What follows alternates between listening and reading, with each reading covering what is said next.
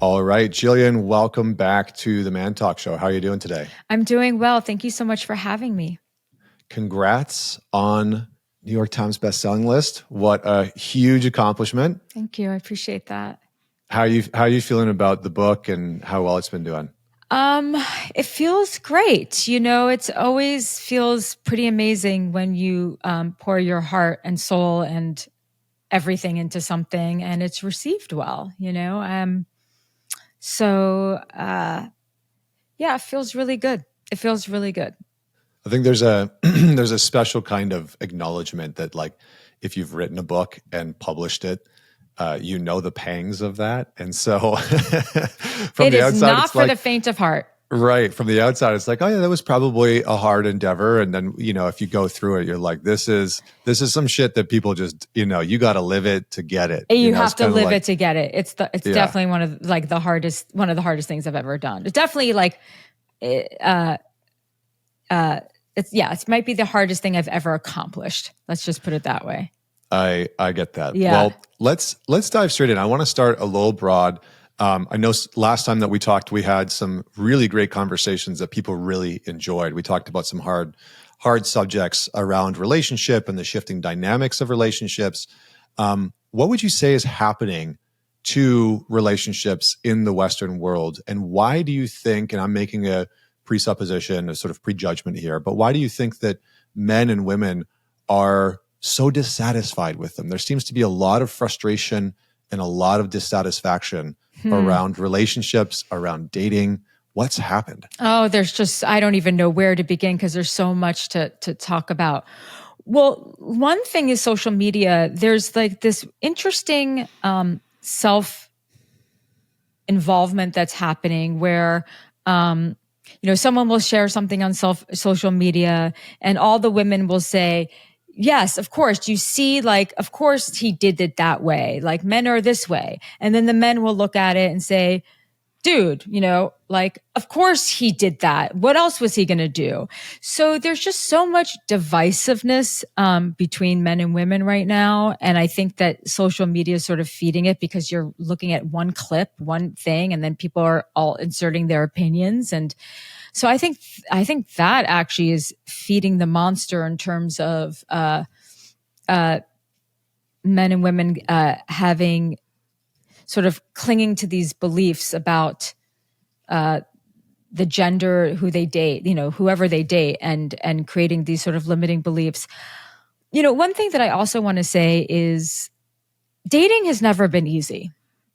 Finding your person, quote unquote, has never been easy. Finding love has never been easy. People in different cultures, in different religious settings, and in a different era didn't marry for love. They married for becoming a united front in living life together, to build a family. And then maybe the love, and hopefully the love came. We live in a time right now where people want to partner for love, even if it doesn't make any sense. Meaning, even if they totally want different things out of life.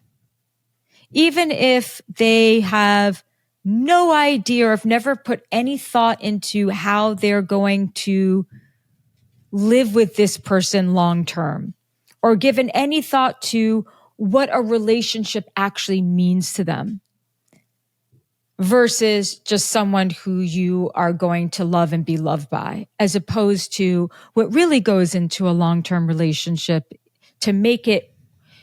When I say work, I'm not saying just last, because anyone can make a relationship last and be miserable, but to really make it work so there's satisfaction and some fulfillment there. That takes a lot of teamwork. It takes a lot. You have to be visionaries together.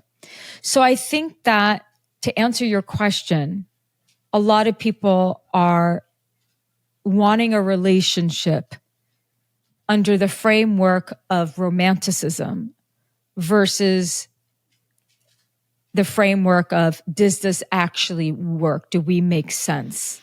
Now, I'm not saying that love is irrelevant. I'm not going to marry or partner with someone who I don't have those romantic feelings for. But if we're thinking about marriage, think about why you want to get married.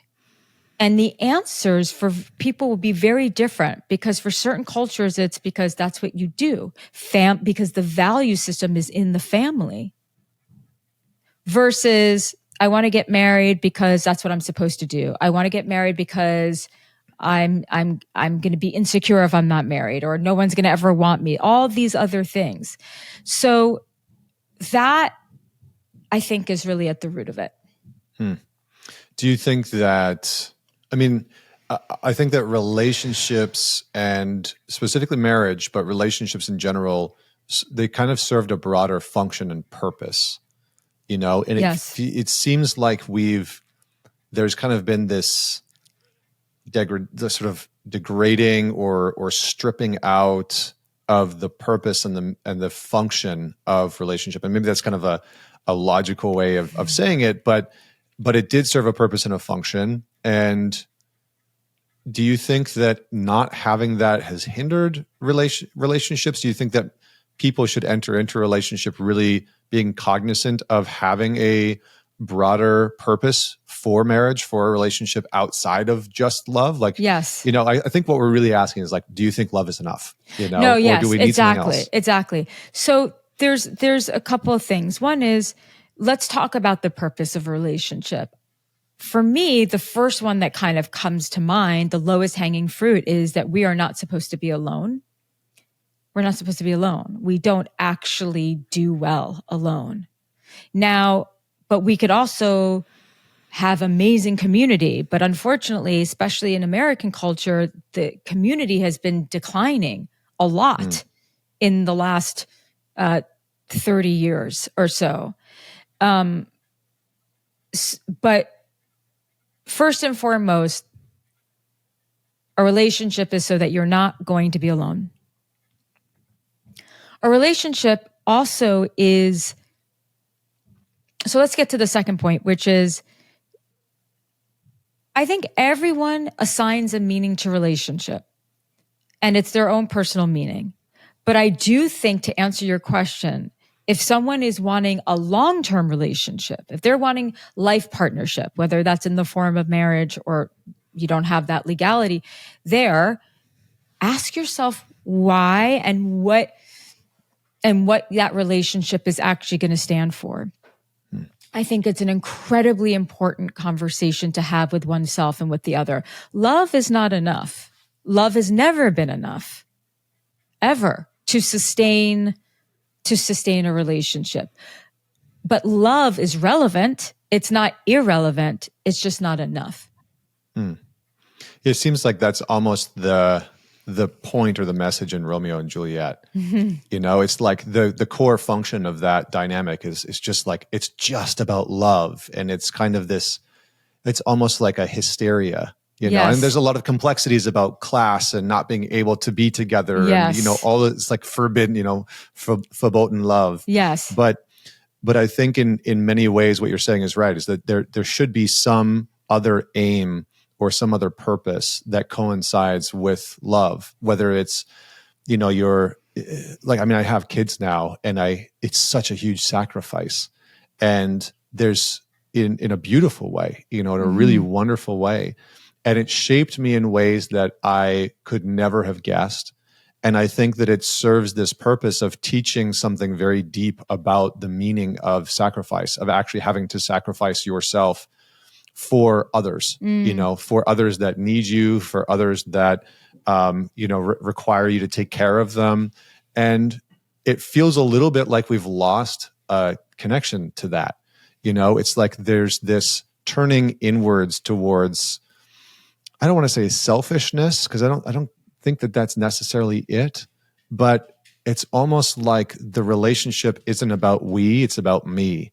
You know, like that seems to be a very common narrative that I hear hidden in the wings of modern commentary around relationships. It's like, but I'm not getting what I want, and you're not acting how I want. You're not meeting my needs. Right, you're not meeting my needs. It's like, it's this very adolescent, childish, yes, narcissistic, egocentric, narcissistic way of looking at relationships. And so I guess sort of two questions, like one, do you have a sense of what's contributed to that? And two, how do we go about viewing that within ourselves, seeing that and combating it? So light questions yeah, these today. are all, I know, exactly. Welcome back. I know, I'm so happy to be here.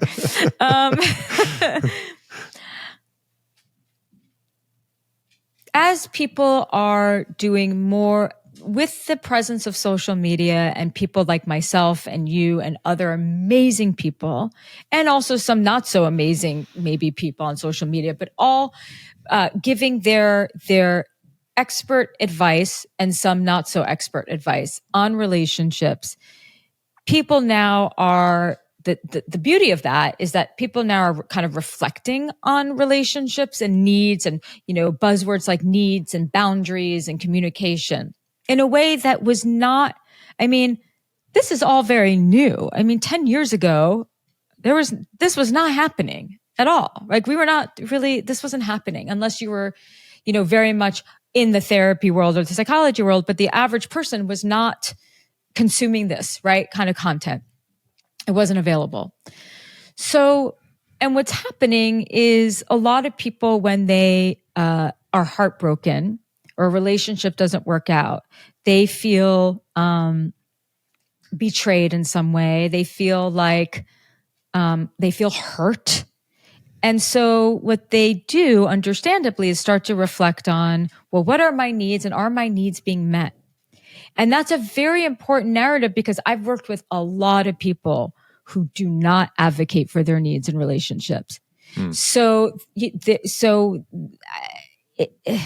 there are some people who really need to be thinking more about what am I getting, because they are so used to being in relationships with either selfish or predatory or mean people who were unkind to them in a relationship. And not necessarily abusive, but just unkind, not loving. That said, what it's creating is sort of this collective obsession with needs not being met. And I have done, content on what you have to do if your needs are not being met. But I also tried to balance that content with, we get into a relationship to give love and to receive love, but give love to learn how not just to love ourselves, but how to love another. And so I believe, so that's the reason why I think there's been this collective me. And then also in that, because, there's a pendulum, right? The metaphorical pendulum. And as we start to correct some things, what happens always is that we overcorrect and the pendulum swings too far to the right when it has to go a little bit more to the left, let's just say, or vice versa. People are then, they're reflecting on their attachment style. They're reflecting on their stuff. They're reflecting on their past relationships. And there's this new trend of let's go against the codependent relationship. And I think that people really have a misunderstanding of what codependency is. So in that, there's this hyper independence. You can't make me feel anything. I'm 100% responsible for my feelings. And the thing is, it's not that that's wrong, but relationships, no matter how hard we try to frame it as such, are not binary. They are complex. They are deeply nuanced. They are deeply contextual. You can't just say, oh, one person has to be the adored and the other person the adored. This is something that I'm hearing lately, which is one of the most ridiculous things I've ever heard. But because it's so nuanced. And we can talk about the adored versus the adored because I've been seeing that out there. I don't know if you've been seeing that as sort of a trend. Yeah, some different versions of it, yeah. Yeah, so versions of that, trying to make relationships so digestible. And the thing is that it's too nuanced. This is why I wrote my book is, yes, there's certain principles that we need to abide by and understand, but there is so much nuance. Like, for example, is it better for the man or the woman to be the adored versus the adorer? And then everyone puts in their theories. It's ridiculous. And anyone who's worked with couples knows it's ridiculous, because if you are in a marriage or a long-term relationship, you're going to have many, many ebbs and flows to your relationship. So you might lose a parent. And then you are going to need a lot of adoration during that time, a lot of love and a lot of care. When a woman first has her child, she is going to need more from her spouse. When someone goes through a difficult time. So we're always switching roles and blending things. And, yeah.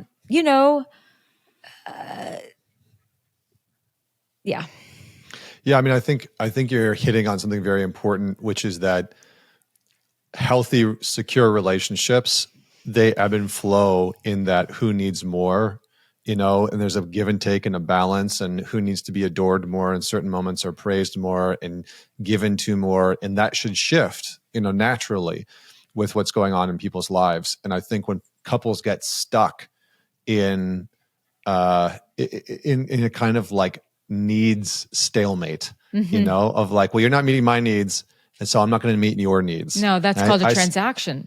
Right. And I see this all the time in relationships. But I also think there's a rise in something that I've started to term as relational confirmation bias. And it's this constant seeking out of confirming that how you view the relationship is right. And like, well, this is how you're this way. And I saw online this thing about gaslighting or narcissism, and you're that, or anxious attached to this, and you're that. And there's this need to confirm exactly who that other person is and how the relationship is structured. And people get so locked into that mindset that it sort of objectifies the relationship itself and becomes non-relational. Yes. We actually cut off relationship by needing to go into this space of, I know exactly how you are and how you operate and how this relationship goes. And there's no room for the unknown, for the unpredictable. And I think that goes back to what we were talking about before we even hit record, which is that most people have a very deep fear of the unknown. And I think really great relationships, part of their purpose is that we sort of walk together into that space, the unknown of ourself, the unknown of the other, the unknown of the relationship, the unknown of the future, what happens. And I think really great relationships, it's two people supporting one another as we sort of walk through the foggy forest of the unknown of life, and what's happening. So any thoughts on anything that I just said? Yeah, I have a lot of thoughts. One is, uncertainty is, being in a relationship means you have to be prepared for a lot of uncertainty. Loving someone comes with uncertainty. People die. People change. Sometimes people change so much that they become unrecognizable and it feels like a betrayal. We change. Life happens. And so you have to be prepared for a lot of the unknown. And that's why it's so important that you choose a partner who you can face adversity with and who you can grow with, as opposed to grow apart with. Yeah, I agree. Yeah, it's very important. I agree. I usually tell couples, like, part of the sentiment, I think, of a really good relationship is, am I as dedicated to your betterment, your evolution, your sense of fulfillment as I am in securing my own? Yes. And that's a very hard balance to strike because, we can get caught in either over-indexing, are you happy? Are you satisfied? And if you are, then maybe I can get my needs met. Or the inverse of that, which is sort of entrenching ourselves in this battle of, making sure that everything is sort of around how we want things to go, and so it is really it's a tough terrain to walk. Yeah, it always is, and it's the more complicated a person is, the more tough it is, right? Because True. the more you live in your head, and this is in no way a judgment. I mean, I totally understand, but the more you live in your head, the more you don't understand what it means to truly love someone, and that sort of, and the less flexible you are, the less open-minded you are, all these, the more rigid you are with your rules, the tougher it's going to be. Mm. In the book, you talk about lust and love. Yes. What is the difference between lust and love? Like, how do you define those things, and why does that even matter? It matters because so many people who are in lust think that they're in love when they don't even recognize that that's not true. And because love is what happens after the honeymoon stage, love is what happens after the butterflies have settled a little bit. And if you think that lust is love, those are the people who just keep having the 3 to 6 month, maybe year-long relationships over and over, and they can't make it last any longer, and they wonder why. And a lot of times it's because, well, I don't feel that mania around this person anymore. I don't feel obsessed with them. I don't feel like I'm not constantly thinking about them like 24/7.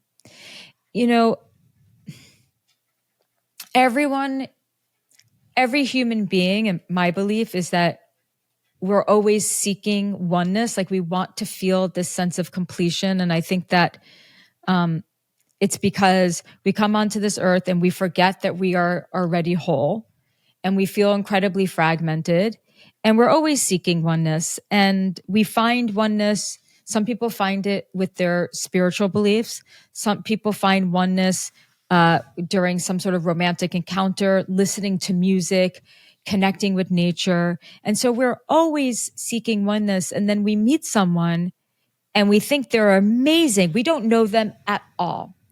Basically, they are a representation of our ideal. We project our ideal of the perfect man or woman onto them, and they're amazing, and we feel so good. What we feel is alive when we're around them. But they are just a metaphor for hope and novelty and change. And if you combine that with, I've been bored, I feel a little dead inside, I feel a little lost. And then this person comes into our lives and we're reawakened and we think, oh my God, this is it. No, what you're feeling is chemistry, which is a wonderful feeling. What you're feeling is attraction. What you're feeling is, again, your projection of the ideal. Love is, I accept that this person is very different from me. I accept that they think differently. I accept that that they have different problems than me. I accept that they have different beliefs than me. I accept that they were raised differently. And I accept all of them, and I love them. And I want them to be happy. Like, their best interests are very important to me. They're as important to me as my own. Not more, not less, but as important. And love certainly is something that's hard to define. And the meaning that we assign love in the first year is not the same as 10 years in. I think that we have to understand that love develops, it grows. When we're falling in love with someone, there's a lot of attraction and lust and passion in that. So, long story long, it's important to understand that when you meet someone that you are very excited about in the beginning, what you're feeling is passion and chemistry, and this is all great, but it's not actually love. And love is something that you don't just feel, it's something that you do. And it's when you really know someone, you're able to see the various dimensions of them, and you still choose them. It's interesting because part of, as you were talking and sort of describing some of the attributes of love, I think that is actually very counter to what a lot of people are inadvertently preaching today. Like you talked quite a bit about differences and sort of loving and appreciating another's difference. And, I think that's collapsed a lot. Going back to how we started this conversation, I think that's collapsed. You see men and women sort of unwilling to date anybody that has a different political opinion. Yes. You have people really being, I think, divided more than ever and sort of clustering into these camps of, I need you to agree and be more like me than not. Which is ridiculous. You'll never be attracted to that person, ever. Why? How come? Because it's the theory of polarity. Sameness creates serotonin, friendship, which are all great. I think being with someone who's so different from you and you can't find any commonality, that's going to be pretty difficult. But if everything is the same, you got a great friendship. It's the differences. We're not going to, it's what brings texture and nuance to a connection. And it's the texture and nuance that creates some sort of chemistry. It's different than you. It's exciting. That's stimulating. It makes you think. If you want someone exactly like you, then you are insecure, which is, again, I've been insecure too. So this is not to put anyone down, but you have to face it in yourself. And you're so afraid of feeling out of control in a relationship. But if you get someone who's exactly like you are eventually going to feel out of control in the relationship because you're not going to be attracted to them. And then you are going to suffer because of that.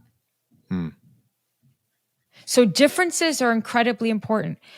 Where compatibility comes in my mind, is you agree on what a life well lived is. I think that's very important. How are you going to build a life with someone if you don't agree on what a life well lived is? I think it helps. Look, these are not the deal breakers, but let's not lie. It kind of helps that you can go to a restaurant and eat off each other's plates. That kind of compatibility is fun. It's not a deal breaker if you can't. Yeah. Enjoying having similar interests in terms of how you like to spend a Sunday afternoon. These are things that kind of contribute to a rhythm and a flow to the relationship. But the most important compatibility is, do you agree on what a life well lived is? And can you have a shared vision of what the future is? I do think that, one of the things that we're kind of pointing at, which I think is very important, is this sort of the collapse of disagreement in relationship. And that disagreement has become grounds for the break of a relationship. And I think in many ways, when you look at the literature around attachment, around relationships, one prominent and hopefully sticks out for me, at least, above many other things, which is how you disagree and your capacity and willingness to go through disagreements with your partner is going to be one of the core foundations of the longevity of a relationship, or the fulfillment, or the depth, or success, the intimacy, like all of it. Yes. That's repair. That's repair, right? But we seem to be, I don't know, I think that some of the commentary on social media and in the culture now is almost advocating for disagreement being the reason for fracturing a relationship, like almost any kind of disagreement. And I think that is really dangerous personally. It's like I've in the last, and this isn't a political commentary or anything like that, but in the last 4 or 5 years, I've really tried to do my best to maintain relationships with as many people as possible that I disagree with. And I don't see that being a core virtue or value in many people. What I see is more people choosing to maintain relationships with people who agree with them as closely as humanly possible. And that disagreement becomes the grounds for relational disconnect. Including estrangement with family, which is very dangerous for a person's health. Yeah. Absolutely. Yeah. I mean, I know many people right now who are going through that and have gone through that over the course of the last 5 years, and it seems to be becoming more and more prevalent. What maybe just speak a little bit about the importance of being able to disagree, and like, how do you maintain relationship with people that you disagree with, and how do you maintain relationship with a partner specifically that you disagree with? Like, are there core rules that we should follow? Is there I'm just thinking about the dudes tuning into this, are like, give me the 5-step action plan for exactly. getting through disagreements with my partner. It also depends what you disagree. If you disagree on how you're going to raise your child, that's a pretty significant thing. If you disagree with how you're going to spend your money, that's a pretty significant thing, right? But look, I think life becomes better when we are open-minded and we can say, it's important that we don't have so much ego and narcissism to say that my opinion is the right opinion. And we have to listen to other people's. Look, why does anyone believe anything? It's because we are viewing the world through the filter of our own experience. So that includes how we were raised, which includes culture. It could include age. So it's important when we want to understand someone that we are curious about them. So the antidote is always curiosity. Why do you believe that? Tell me more. What led you to believe that? And then what you will learn about a human being is a story about them. A story about when, dad picked them up from school and this happened, that happened. And then from that point on, I knew that whatever A, B, C, and D had to happen. These are the things that shape our lives. And so it's not a good thing that we've fallen into the trap of, okay, we don't agree, then I can't even talk to you. And I think that the deeper problem here is people not understanding how important their various relationships are. And that there really is nothing more important than the relationships in your life. And so if you're just going to if you're not going to speak to someone like a family member because you don't agree with something, or a longtime friend because you don't agree, you really should think again, because there should be a lot more energy trying to preserve important relationships than just saying, well, I'm right, and so now I'm just going to be estranged from this person. Yeah. I think I want to make it clear that I think what you're saying is very important around, we do have to have some agreements, right? Like in a relationship, especially, however, like for example, when Vienna and I got together and things started to get serious, I said, for me, I never want to raise kids in Manhattan. It's just a personal preference. I don't want my kids to grow up in this. Did you meet in Manhattan? She was living in Manhattan at the time. Okay. Yeah. And I was living in Vancouver. Oh, okay. And so we did long distance. I grew up in Manhattan. I turned out okay. That's great, but that just wasn't for me. No. I'm messing with you, but yes. Yeah, okay. Yeah, it's all good. Yeah. Did you actually grow up in Manhattan? Yeah, I did. That's amazing. Yeah. That explains a lot. Born and raised. Yep. But so I had this, I had this thing. So I was like, I want my kids to be in nature. I want them to grow up around that. It was very challenging even for me to live in the city for the years that I did. I loved it. It was a lot of fun. But you're a nature guy. Yeah, I'm a nature guy, right? And I wanted my kids to grow up in that environment. It felt pretty important to me. It was a very deep thing for me. And she had always held the vision of raising a family in Manhattan. And so we talked about it, right? I was like, look, this is a really big non-starter for me. This is really important. It was a deal breaker for you. It was a deal breaker for me. Yeah. And I said, but I talk to me about this and tell me, and it wasn't as strict for her. It wasn't like, this is a deal breaker for me. But I think because I came at it from a place of, tell me why you would want to do that. Why would you want to raise kids in Manhattan? What would that look like? Let's discuss it. It wasn't, well, if you want to do that, F you, I'm out. Yeah, exactly. And I think that's the tone. Like, we've lost curiosity. We've lost curiosity with people when we disagree with them, and we just move into this place of absolutism.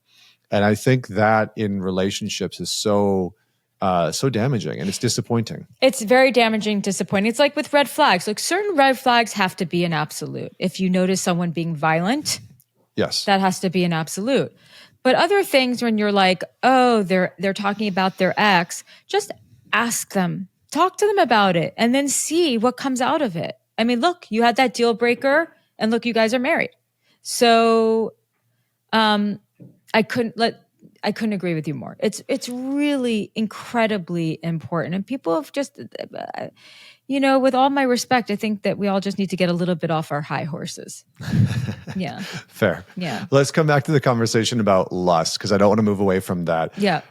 For the people that kind of get stuck chasing after lust, what contributes to that? Because I think there's cycles that people get stuck in of not being able to differentiate between that lust and that intoxication that can happen. And so I'm kind of curious, like, in your frame, what contributes to that pursuit relentlessly of lust, and how do we start to shift towards a more, I don't know how do I want to frame that, but like a love orientation? Yeah. Well, there's a couple of things. Like everything else, it's nuance. One is a lot of people try to escape themselves, like they would use drugs or alcohol, in lust, in that feeling. That feeling feels so good. That feeling makes me feel alive. That feeling makes me forget that there's lots of things that I need to tend to in my life that I'm not tending to.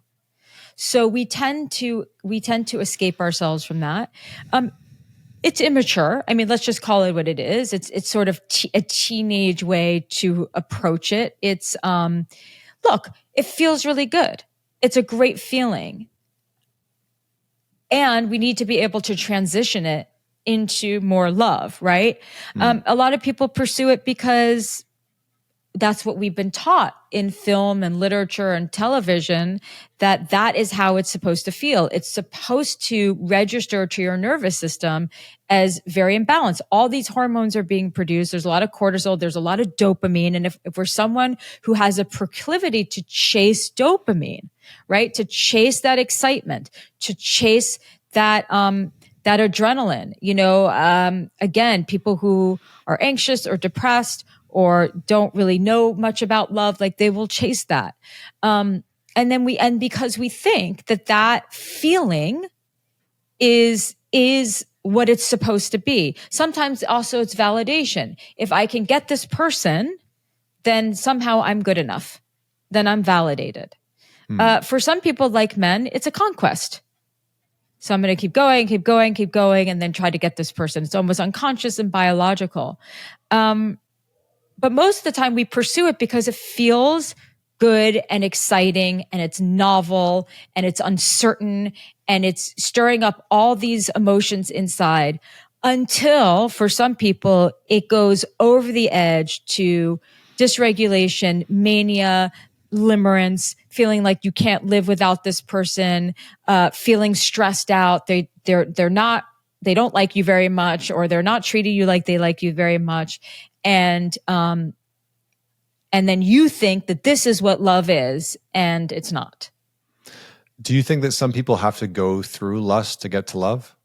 I think that, no. I think that lust is a stage, right? So if you want a romantic relationship implies that there is a sexual connection.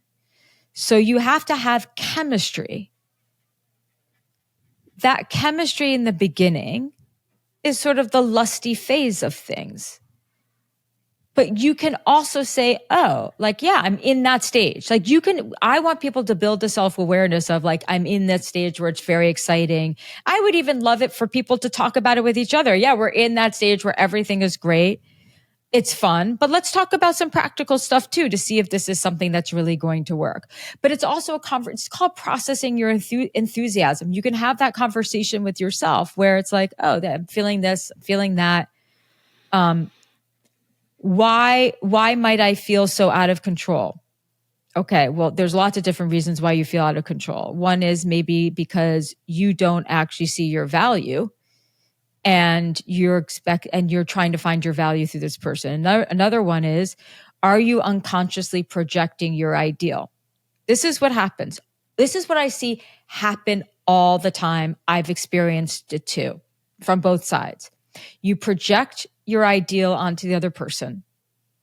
And so let's say you're a man, since most of your audience is men, and let's say you start seeing a woman and, oh, she's perfect. She's this, she's that. She's so beautiful. She's so cool, blah, blah, blah. She's like everything that your little 14-year-old self always wanted in a girl or a woman, right? And then you get to really know her. And, oh, now, she's also a little anxious, or she's got this flaw. She's got this flaw. You never loved her.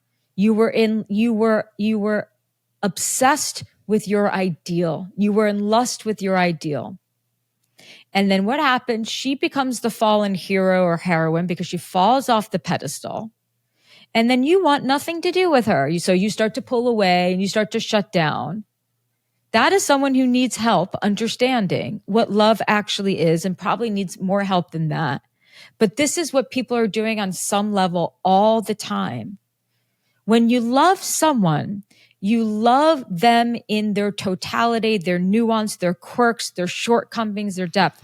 When you're in lust, you are not loving the person. You are loving your ideal of the person.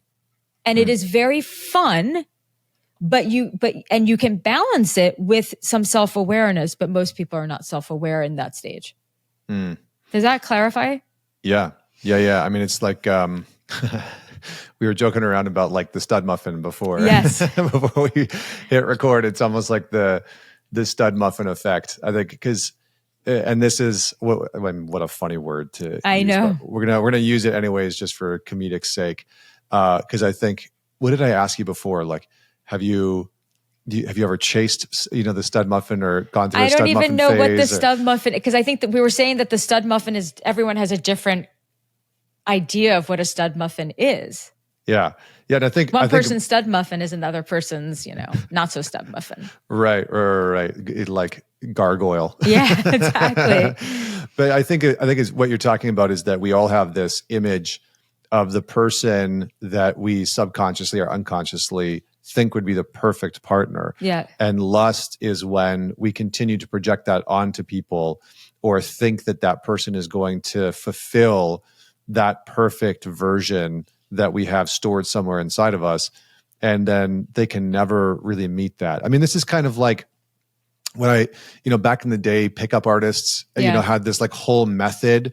And I think it really played on having men operate a certain way that kind of hacked the system and made them seem like this kind of whatever it was, right? Stud, or operated in a certain way so that a woman sort of saw him in a certain light, whether it was about status or, power or whatever.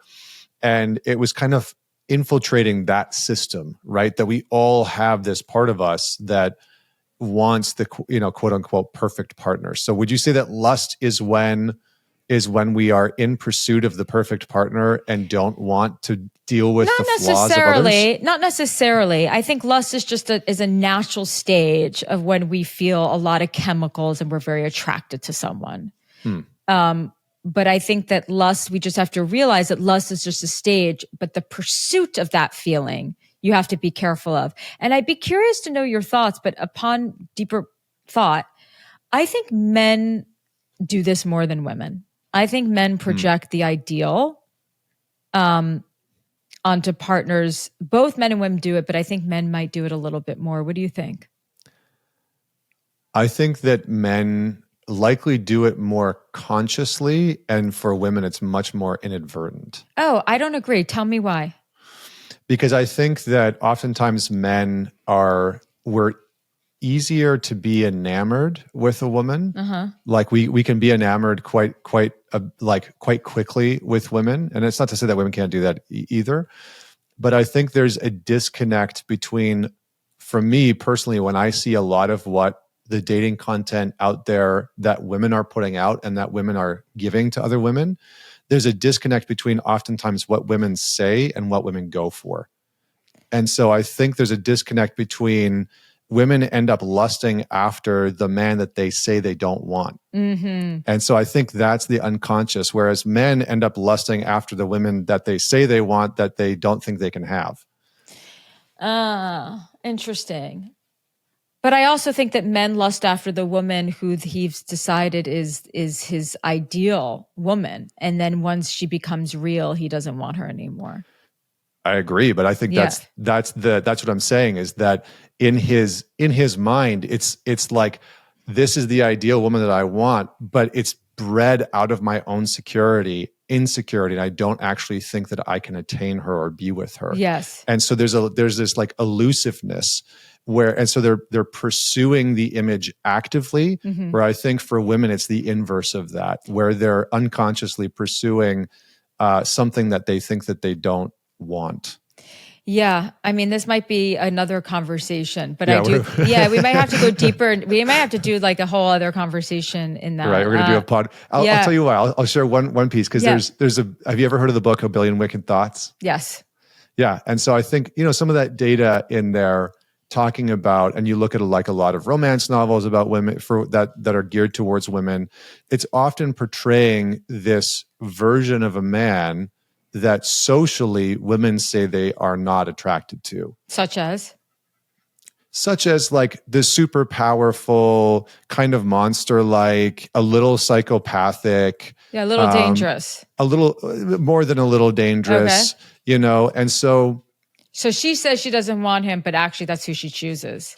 Correct. Yeah. So it's like, I want a nice guy. I want a man that will treat me well. I want a man that will be respectful and kind, blah, blah, blah, and all these things. And yes, those are the things that she wants outwardly, but there's a shadow, hidden, unconscious desire of, I want a beast I can tame. I want a beast I can try and grapple with and tame. And so there's a hidden desire. Yeah, there's a hidden desire to have him change for her.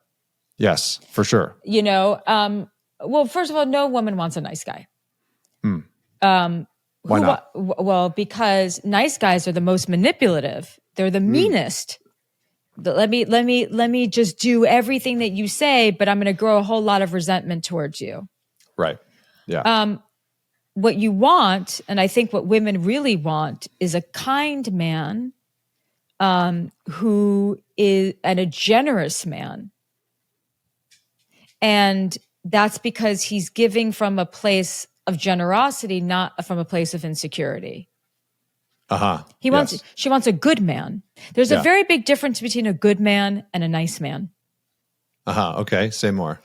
Well, the quote unquote nice guy, if we're thinking archetypically, is, yes, honey, yes, I'll do everything for you. And, but I'm actually secretly hating you. And I'm only doing that because I'm incredibly insecure and I don't know how, and I don't have any boundaries. So, but the nice guy, what's dangerous about the nice guy is once he's angry, oof. Yeah, it's slippery. It's slippery. Once he's angry, there is a true monster that comes out of him. A good man, he's not going to be just capitulating. He's just a good person. He's doing things because that's from the kindness of his heart, because he's got certain values, and he's not going to turn into a monster just because he's angry. And a lot of nice guys turn into monsters when they're angry. Yeah. So, okay. I think I agree with what you're saying. How I would frame it is like, when we as men, almost like I've put it as, be a little untamable.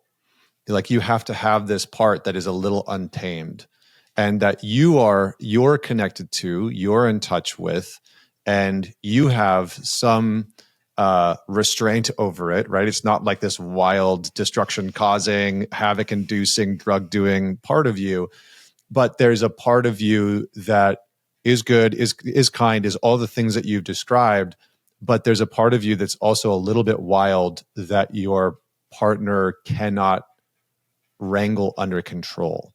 Well, I think it's more that your partner can't control, right? So, I don't know if every woman is looking. I think that a lot of women like myself have always liked a guy with a little bit of an edge, but the edge has changed as I've gotten older. The edge to me is just like you've lived a little bit. You're not naive. I don't like naivete in a man. You know, I don't like naivete. I don't want to be naive as a woman. Yeah. So yes, I think that there's,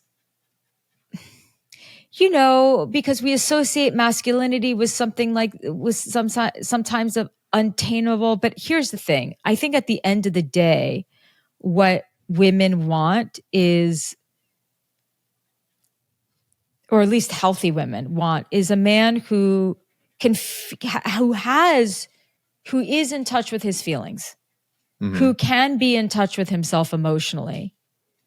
But he's never, which I don't think is necessarily a fair expectation of a man. Let me just put it that way. But what she's craving is that he can be in touch with his emotions. He can experience a range of emotions, but he's never going to be crushed by the weight of his negative emotion that he loses control. Interesting. Yeah. I mean, I feel like we do need to have a separate, longer conversation on this. And daughter and children, that's what they want from dad too. Right. There's that you're not going to completely unravel. We just don't want dad to unravel. Right. There's a certain level of expectation, I think, of men that you are reliable to emotionally reliable, psychologically reliable, like you are really reliable. Yes. And I do think that requires a bit of, like, you have to know your own monster. Yes. You have to know the beast inside of you. Yes. Like, I think the most dangerous men are the men that tell me that they don't have any anger. I'm like, you're probably a terrifying human being. Yeah. Right. I'm like, you're either so disassociated from it, or you are just rejecting the fact that you have anger and you don't even know what the beast in the belly looks like or sounds like. Women go through this too, because we're told that an angry woman is is crazy. So I think that we really have to look at it less gendered, and that everyone's relationship with anger is often very repressed. What makes it scary in men is that who's in jail? Mostly men. Who does violent crimes? Mostly men. Not that women don't. Yeah. So men have that physical power that when they're angry, they can create a lot of wreckage. Right. Yeah. I mean, I think we're venturing into like biological territories. Yes, yeah. And so I think this is probably a good time to like shift, but I think there's value in what we're talking about, because I think this is something that I know men are contending with, because they consume a lot of the content on social media that is kind of directly or indirectly telling them, like, cut yourself off from your own fierceness and intensity. But it's that same fierceness and intensity that we need to grapple with in order to have the emotional reliability that you're talking about. And that's so, why you do the men's work. Correct. Yes. So I think this brings me, because you talked about control a little bit, and you know how we can't necessarily control our partner, and nor should we. Why can you not convince someone to love you? Because I think this is something that a lot of people important truth. A lot of people get caught in the dating world of like, but if I can only convince her, if I can only convince him, why can we not do that? And what's the, like, where does that actually come from? Because I think a lot of people try and do that. Like, it's impossible to make someone feel that they just something that they don't feel. It's impossible. You might be able to do it short term by completely changing who you are and manipulating them, and in turn completely betraying yourself and exhausting yourself. But then you're just holding them hostage emotionally, and you know it. Trying to get someone to choose you. I mean, look, in the very beginning, when you get to know someone, there's a dance, right? There's a dance of attraction and seduction and all of that. But the moment you are saying something, doing something, being a certain way that's not you, so that you can get yourself to be chosen. Look, there's a lot of different reasons. I mean, for women, it's I want to get married and have kids. It's, for everyone, it's validating. We have a very hard time facing rejection. We think if someone rejects us, then something must be wrong with us. Once we're attracted to someone, we have a tendency to put them on a pedestal and make them to be very important. And what I try to do is have people reflect on, well, the people who you've been attracted to, are they actually good people? I mean, there are a lot of people who've been attracted to losers. And you have to be very, very honest with yourself. Like, hey, I have to really question my attraction to someone, not put a loser on a pedestal. And by loser, I'm talking about, a mean person who doesn't do anything with their lives and doesn't treat themselves well and doesn't treat other people well. That's a loser. So in my book, right? Fair. Yeah. Unkind, just not a good person. Yeah. Character assassination attacks. Yeah. Low character, doesn't work on themselves, degrading, doesn't do anything with their lives, blames everyone else, just low character, and is not kind.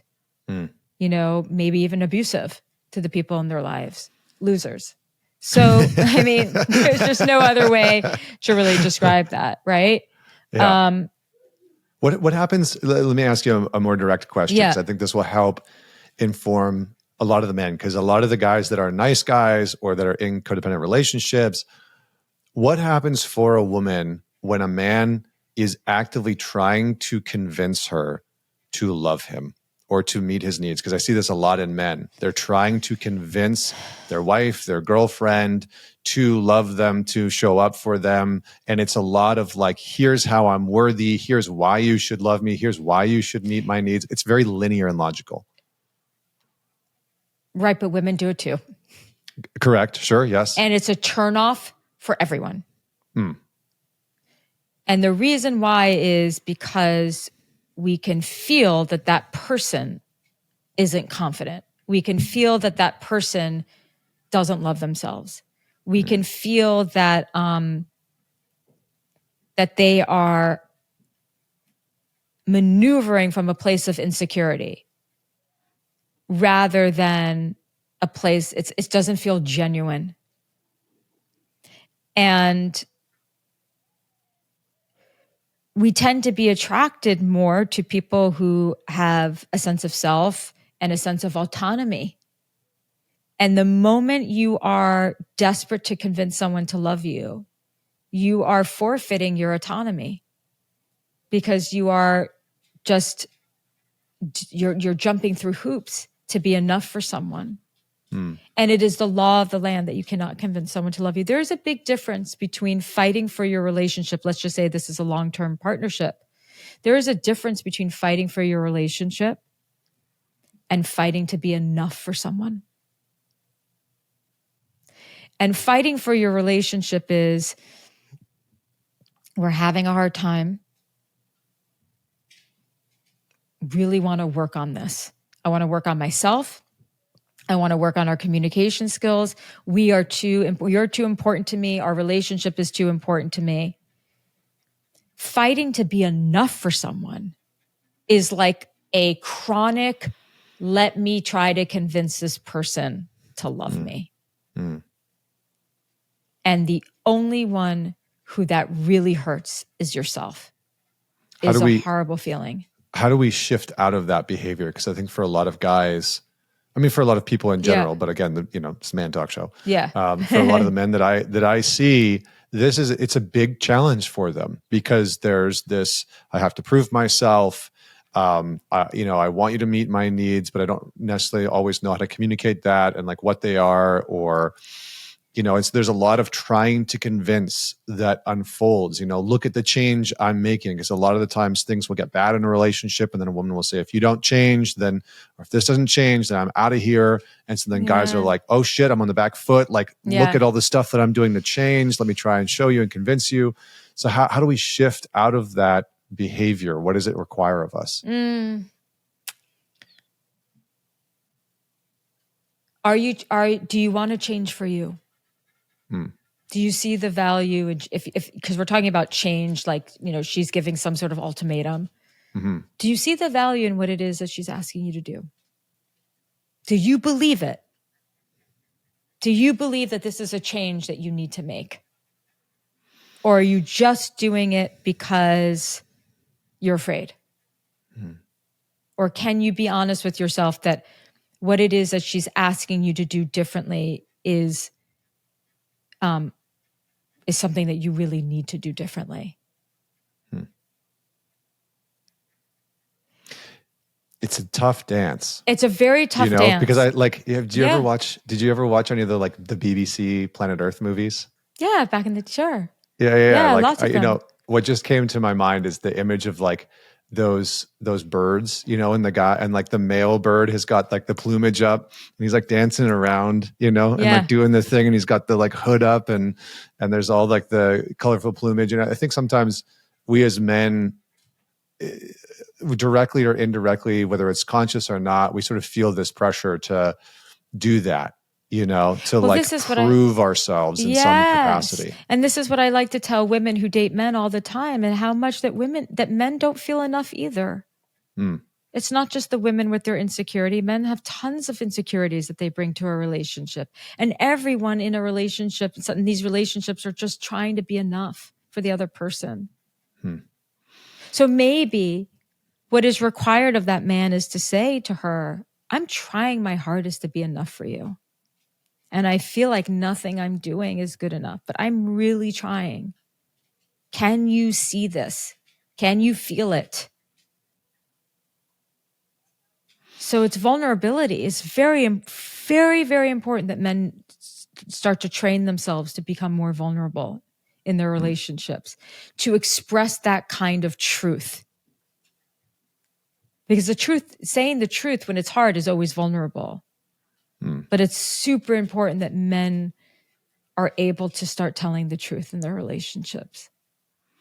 It's an interesting paradox or conundrum that the more we try and convince somebody to like us or love us or that we're good enough, the harder it is for them to do that. Yes. And the more that we relax into our own sense of self-worth and self-value, the easier it is for the other person to lean into that. But nuanced as well. We can train our partner to be a pleaser by always being hard to please. We could trigger that in our partner. They love us. They're human beings, so they grapple with their value. And we're never happy with anything. We can turn a person into a pleaser. So we also have a responsibility to not do that to our partner. And so if you're constantly trying to jump through hoops, you have to talk to your partner about it, because they're doing something that they shouldn't be doing as well. Feel like we could go deep in the weeds on a few other things, but we're going to have to pause here today. For the people that are out there listening, where can they learn more about you and the book? It Begins With You, The 9 Hard Truths About Love That Will Change Your Life, which I highly recommend. Where can they follow along with the journey? Well, the book is wherever books are sold. And obviously you can also get the Audible version, which I narrated. My podcast, Jillian on Love. And just need to know my first and last name all over social media. So yeah.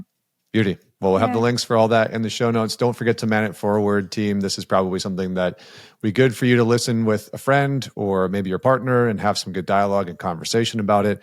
And until next week, as always, Connor Beaton signing off. See you next time.